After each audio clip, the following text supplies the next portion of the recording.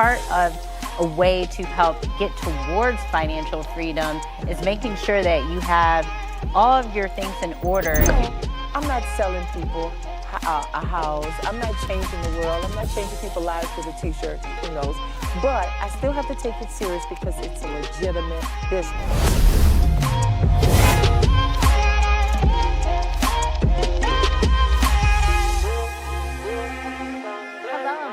Financial Freedom with Mia D. Martin. I'm especially excited today to have Dr. O'Neal back for another episode. Thank you for coming today. You are welcome, Mia, and I'm really excited to talk about the 25 common characteristics of successful entrepreneurs. That's why I'm back today. I can't wait to hear more about it. Part of a way to help get towards financial freedom is making sure that you have all of your things in order if you're pursuing entrepreneurship and if you're a professional. So let's dive right in, Dr. O'Neal, and let's talk about what some of those 25 things are. Well, the first thing entrepreneurs have to know is that it ties back into our show, financial freedom. God has given us all a gift that we can use, things that we can do with our hands to make money, okay? That is kingdom building when you use it correctly. And so how do we do that? We use what we have in our hand, like God told Moses, use what you have in your hand to make money. So the first thing is that you got to enjoy what you're doing. Yes. All right? I get hit, because I'm good with sales, I get hit with the, hey, can I talk to you about selling these vacuum cleaners? Or it could be a pyramid. Nah, that's not what I'm good at. I'm good with real estate, I'm good with writing, I'm good with entrepreneurship in general, but I can't sell a vacuum cleaner because I don't believe in the product. So the first thing you have to do is believe in the product and get your home business set up for whatever that product is. So in the beginning of COVID, I transformed my office again. So it's set up. I have studio equipment in there now. I have some of the same things, microphones, because I knew a lot of the teaching I was going to be doing was going to be done by Zoom. Yes. And so I bought more equipment so that I could use Bluetooth. You know, I use my iPads for other teleprompters. So get your home office set up properly. Organized. Yes. Do what you enjoy. Number 3, take what you do very, very seriously. Yes. A lot of us have part-time gigs, but we don't take it seriously, okay? For instance, in the pandemic, when it first started, and I'm creative, I used to sew for a living. That's how I made money all through college. And so I started cutting T-shirts. And I started posting them on Instagram, and lo and behold, I got an accidental business. I'm like, oh my God. And I can't shut that off because it's a real business now. And so I have a real problem now because I have to find people to run that business. I still like the creative part, but I have to find people to run that business. And I have to make sure that even though I'm not selling people a house, I'm not changing the world, I'm not changing people's lives with a t-shirt, who knows, but I still have to take it serious because it's a legitimate business, okay? Yes. The fourth thing we have to learn how to do is learn how to become your own expert. Yes. Okay, one of the things that I like about you, when I first met you, you were very descriptive at what you could do for my business. You know, I'm a marketing expert. I'm a SME, subject matter expert. I show people how to create content. I tell them about the importance of social media, etc. You know, and so become your own expert. Nobody else is going to toot you on the horn to do that.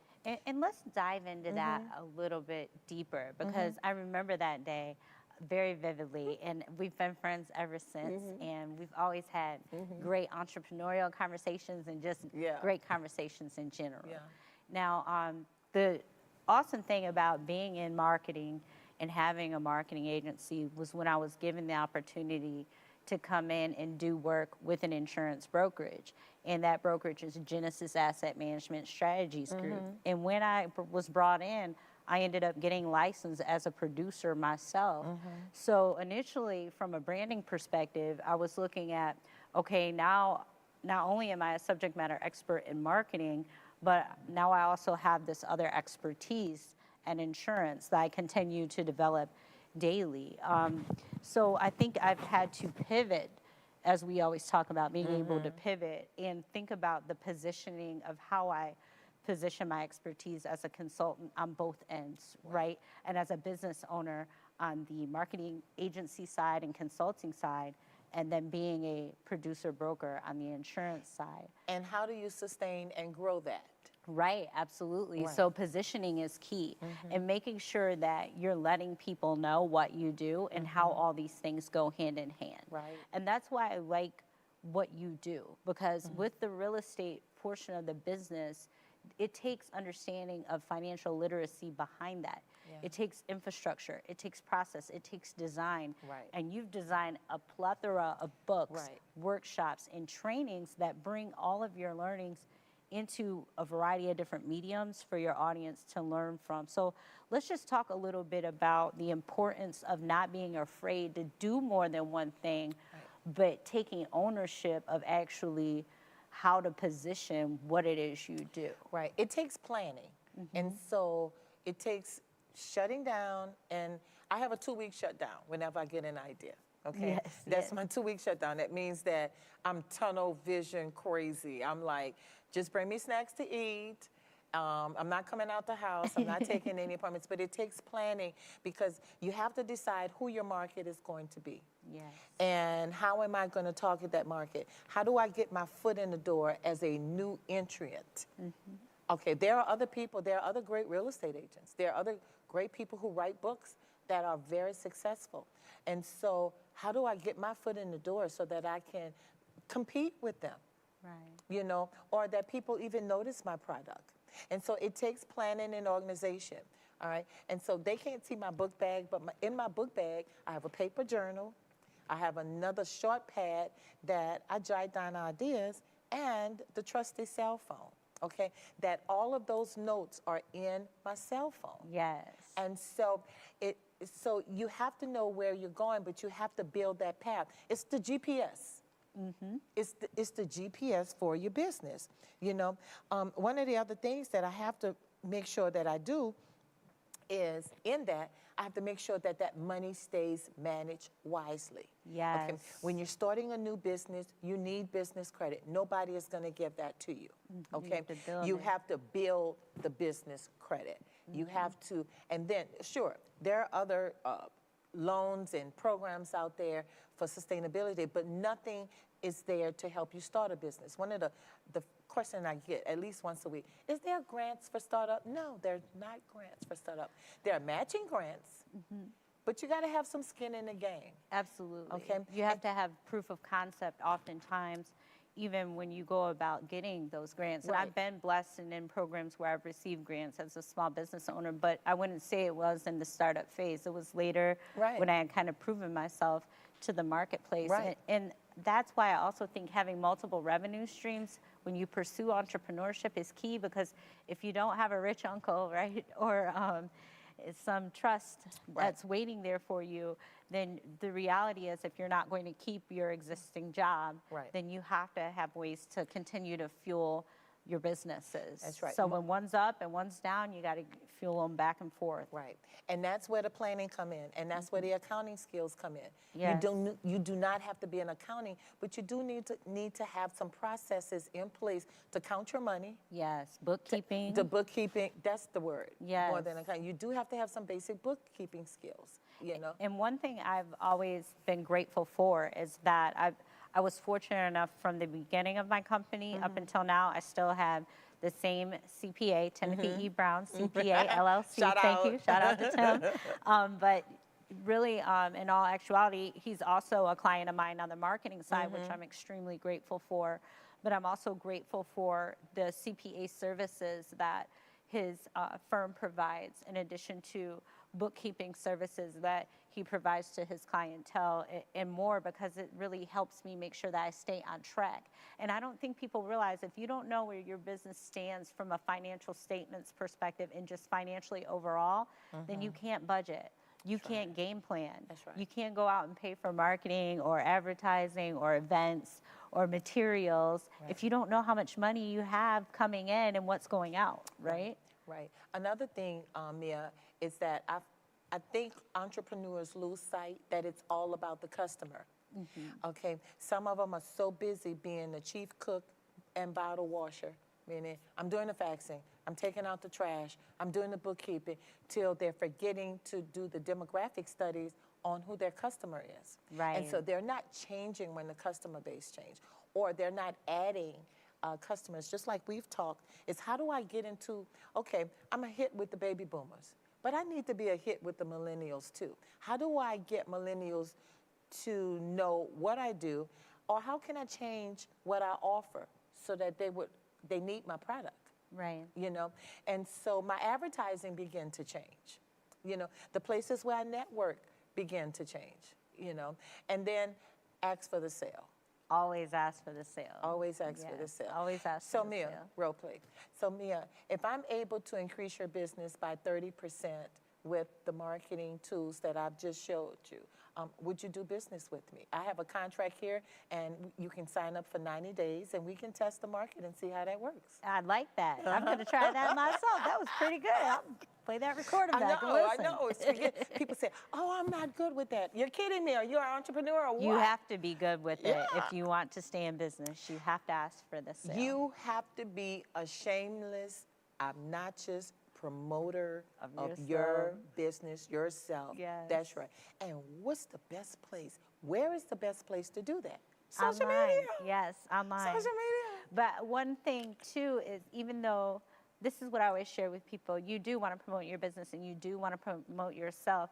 But when you show people the problem that you solve for them, and you know who your audience is, and you're doing that in front of your audience in a way that really resonates and connects with them, it's authentic. Right. And sometimes the sale really isn't that hard because they're so organically drawn to you and wanting to connect and stay following you and seeing what you're sharing that they can use, that a lot of times they're coming to you with the sale ready to go. But don't be afraid of rejection, and don't be afraid to give that sale, right? Because you're going to get rejected as an entrepreneur sometimes. And it's very easy when you are always conscious of projecting a positive image. Yes. Okay, it's very easy. It makes people comfortable to come to you for a sale.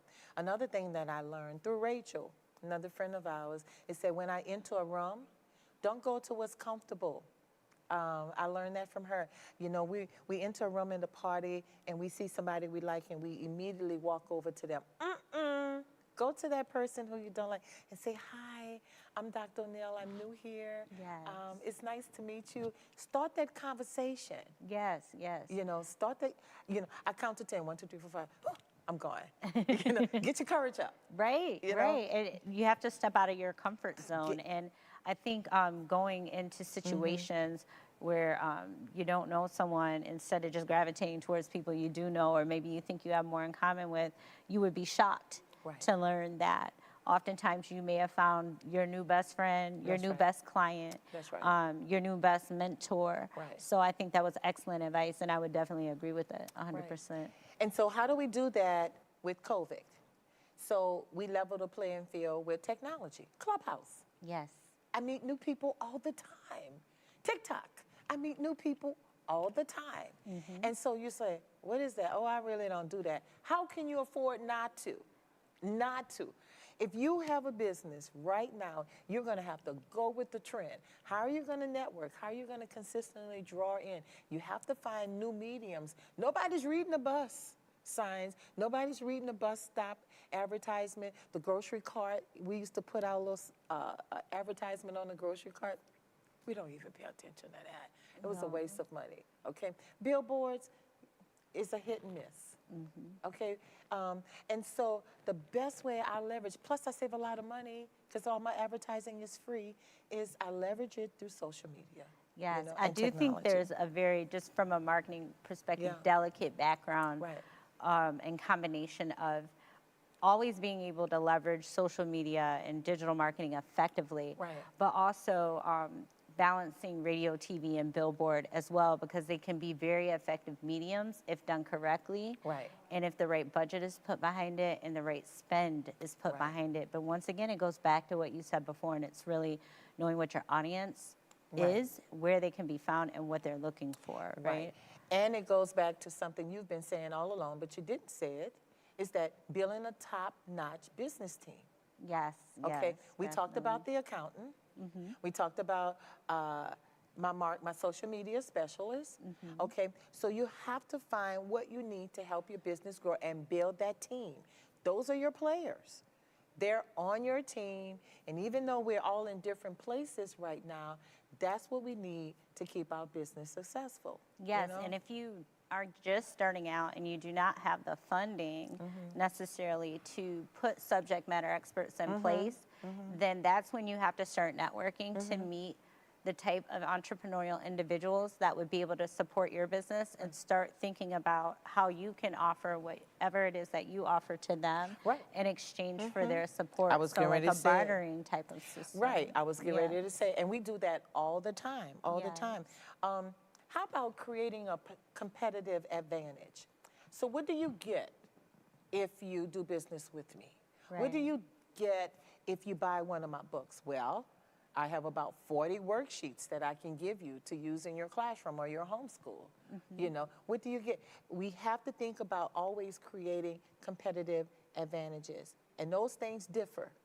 Yes, and one thing that I think people should really think about on the entrepreneurial side is the fact that what are those differentiating factors, right, between you and your competition? So for me, there are a lot of fantastic marketers. There are a lot of great people in the insurance industry here in Atlanta. But what I look at are what are the differentiating factors between myself and those individuals, because sometimes those differentiating factors can build capacity. And what you can do is come together with your competitors where you may not be strong and they're stronger to build a team to address and take on larger projects. So I think being aware of who your competition is and being realistic about who it is too, even though we all have goals and dreams of, you know, competing against Fortune 10 companies in some cases and things of that nature. The reality is that our competition may be someone here locally. So get to know that person, get to know how they go about approaching their business, ask how you can support them and they can support you, because ultimately that's what you have to do to be successful, is build capacity. I see them telling us that we got a break coming up, but before we break, I want to bring out another point. I know you're like me. I'm either teaching a class or I'm taking a class. All the time. I cannot say how important it is to invest in yourself. Yes. Workshops, education, books, periodicals, news articles. Podcasts, yes. Investing in yourself. I spend the money. All kind, yes. Pay other people for their expertise. Yes. That's very important. And that's how we met. That's how we met, and that's how we continue to meet. We have think tanks that we belong to, you know. We do. It's a blessing. Group of other women entrepreneurs that help us think, to help us grow, you know. And you're able to take those tools and put them right back into your business, and more importantly, help somebody else with them. Yes. Well, we'll be back here soon. Stay tuned, and we'll be back with more great information for you. You all know him, my boy, Will Smith. His tone is a very conversational tone, and he has the ability to be a storyteller because he is a, actor. And so this book was more of a page turner. I really enjoyed hearing and listening to him narrate the book. Also, I think it was a really great book because he was just so open and honest. And I mean, I don't think he really left anything out. I mean, he talked about everything in the book. And I just want to throw this out there, that this is basically one of my favorite memoirs. And you know how I feel about the other book that I have read.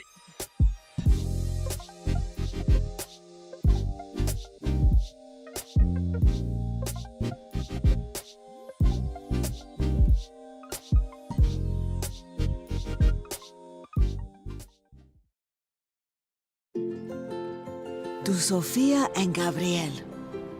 Even though these old knees can't follow on your adventure to the forest today, these flowers represent my love. These stitches and threads join us together. And wherever you see a flower, a bird, a beautiful tree, know that my love is with you. Make the forest part of your story at a park near you. Find one at discovertheforest.org. When will someone know that they need a coach? If you're looking at your life and you're taking an evaluation of yourself and you're not happy with where you are and you can't seem to come up with what you need to do to become happy, then, a life coach may be that individual that you need. Now, if you're just having a rut, just, a week at a time, and you can kind of talk yourself out of it or you get over that, you may not necessarily need a life coach. But when you are really stuck and you've tried this and you tried that and it's not working for you and you just feel like you need more, then I definitely believe that a life coach would be someone that you can reach out to.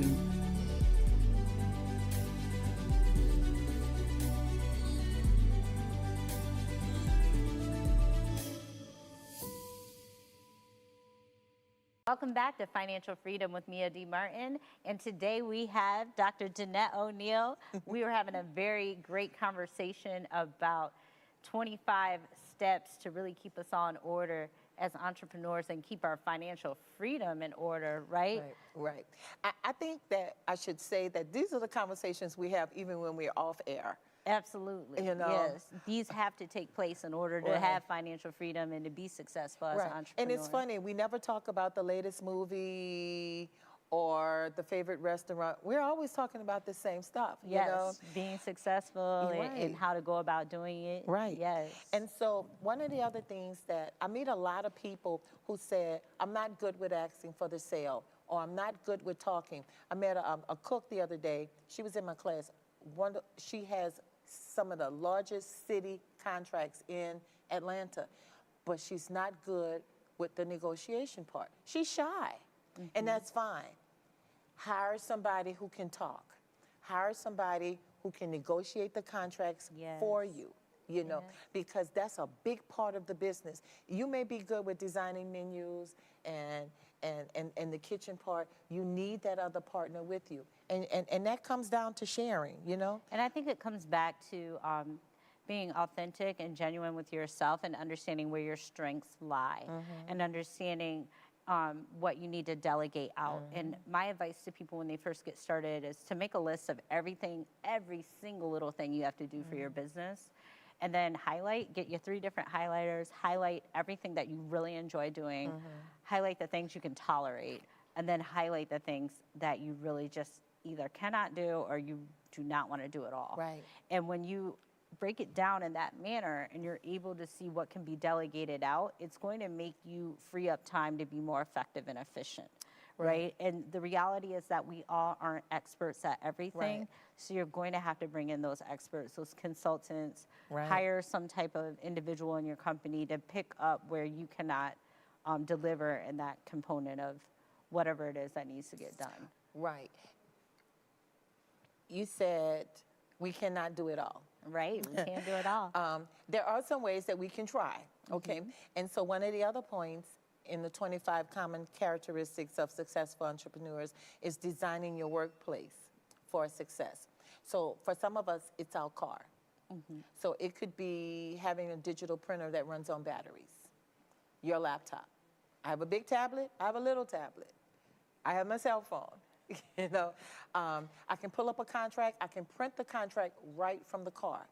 Okay, and so it's important as entrepreneurs that you invest in the tools that you need to keep your business, not just make your business successful, but keep your business running successfully.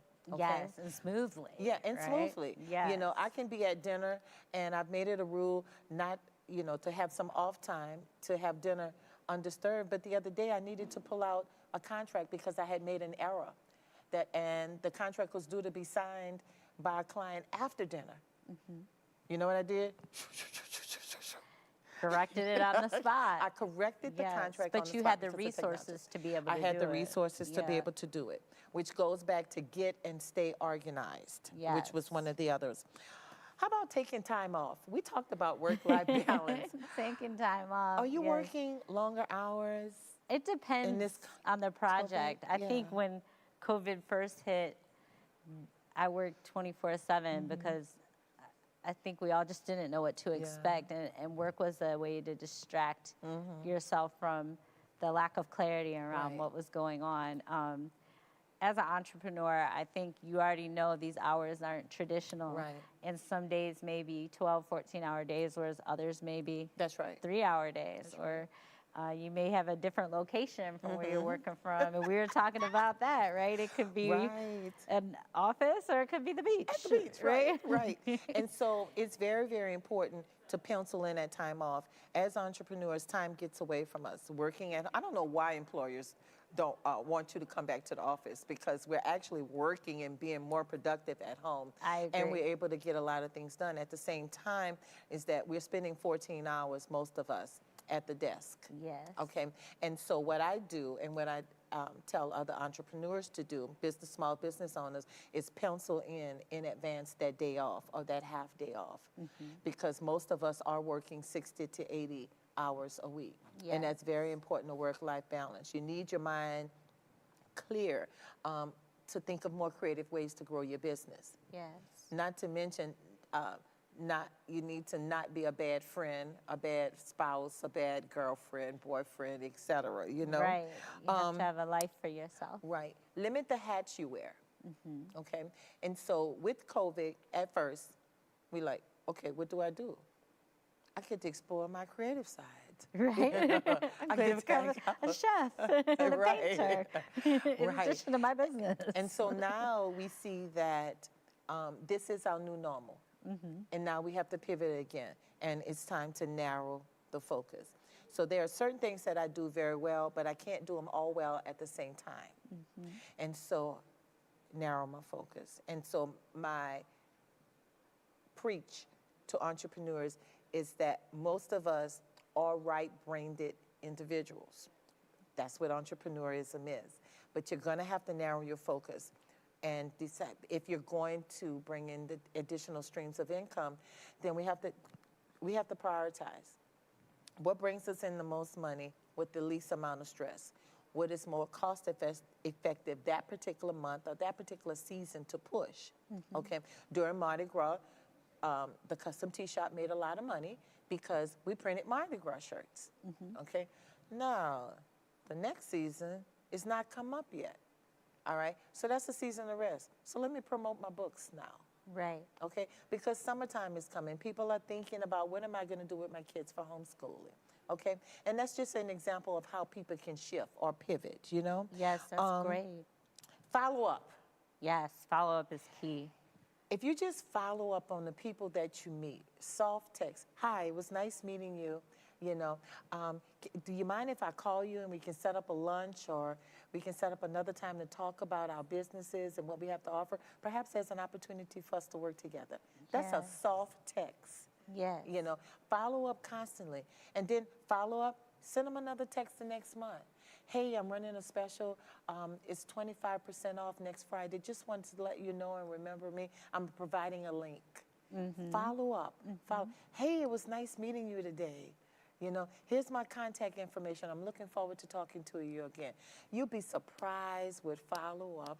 You know that as a marketing rep. Staying top of mind is key, and doing those soft touch points and check-ins really helps you do that, as well as being able to create content that really resonates with your audience online. That's another way to kind of check in with them, because aside from the individual texts and messages and calls and emails, when you're producing content that they can use, that's another check-in point or touch point for them. So I think that follow-up is necessary if you want to continue to grow your business. Right. I think that, Mia, this is the season to celebrate curiosity. The entrepreneurs are some of the smartest people in the world, but a lot of them have a lot of stuff tucked in that they are scared to bring out to the world. You know, I met somebody the other day who has established a business just with teaching college students how to fill out the FAFSA. Oh, yeah, yeah. I know I would pay somebody. I would have paid somebody when my kids was in college, because it takes me an hour. It's too much legal jumble. It looks too hard on the computer, and I'm like, oh my God, oh, I can't do this. And so I waited till the last minute every time. And so that's an easy business somebody just thought of. Yeah, all you have to do really is solve a problem. Identify a pain point. And it may be something that you think is small, but to your point, how many other parents wouldn't want to take the time out because it's just something that they do not do on a regular basis that takes a significant amount of time, when you have a person who's an expert in that space that you can pay, that will move through the process very quickly, because this is something they do on a day-to-day basis, the same way you do your business on a day-to-day basis. And that's where we have to, as entrepreneurs, support one another, right? And recognize what we can delegate to help support other people and also give us our time back, right? And one of the last things I want to point out to entrepreneurs is get and stay legitimate. Yes. That is very important, okay? Don't forget to, every year, in most states it's every year, fill out those Secretary of State forms to keep your business current. Yes. Most of the time the renewal is $25 to $75. Don't let that expire. Other people are looking up your business, and if they see that you're not current with the Secretary of State, you may lose out on some business. Yeah, okay? same thing with your certifications. Your certifications, right. Yes. Right. Having those initials behind your name, people need to be able to go into a database and be able to find you. That's very important. Yes. You know, if you need operational license, or you need to stay up on that. If you owe city taxes, you need to stay up on that. Yes. You know, and so that's where the accounting comes in. And it may be hard for small entrepreneurs, but you can build that into your calendar, right in your phone, and set off a little alarm. 10 days before I have to submit the sales tax to the city of DeKalb. Right. But you have to do it. Right. You have to hold yourself accountable so that you can be successful and not put yourself in situations where you owe back taxes or you owe different fees that are associated with setting things up late. So you have to really stay organized, or once again, bring someone in that's going to help do that for you. Right. Yes. So once again, I like to say to our audiences, this is how we met, and this is what we do on a regular basis. We coach businesses to self-sufficiency. Yes, you know, absolutely. We help them through social media marketing, through business planning, Insurance, protection, protection, taxes. Insurance is a whole nother, oh my God. Yes, insurance, and we could have a whole nother show about that, and we will, but for those who are watching on the entrepreneurial side and the professional side, for me, when I got into the industry, I didn't recognize how many different products that were out there to really help business owners secure a really good future, and just ways to protect themselves and their families. Right. For example, if you were to get, Lord forbid, a critical illness or a chronic illness, right? Thinking about affordable options like term with living benefits. Flood insurance, interruption of business insurance. If you become disabled, I mean, these are all things you have to be realistic about, because if something happens to you and you're the person who runs the business, then who's going to take care of your family, or how will your mortgage be paid? That is right. How will your hospital bills and things like that be paid? And like I said, we can have a whole nother episode about that, and we will. I cannot thank you enough for being here today, Dr. O'Neal. It's always a pleasure. Thank you for coming to share your expertise. Thank you. Hopefully we get to have you back again. Right. I want to tell everybody to look for me on social media. I'm on everything. TikTok, Snapchat, Pinterest, Facebook, LinkedIn, Twitter, all under Danette O'Neal, or you can go to DanetteO'Neal.com. And you'll find all of this information and more, worksheets that you can download. I have a wonderful presentation about what we did that expands this. I'll put a Google link on there where you can download that also. Thank you so much for sharing. And if you want to find me on the insurance side, you can find me at www.gamsg.biz, which is GAMSG.biz. On the marketing side, miadmartin.com. Thank you.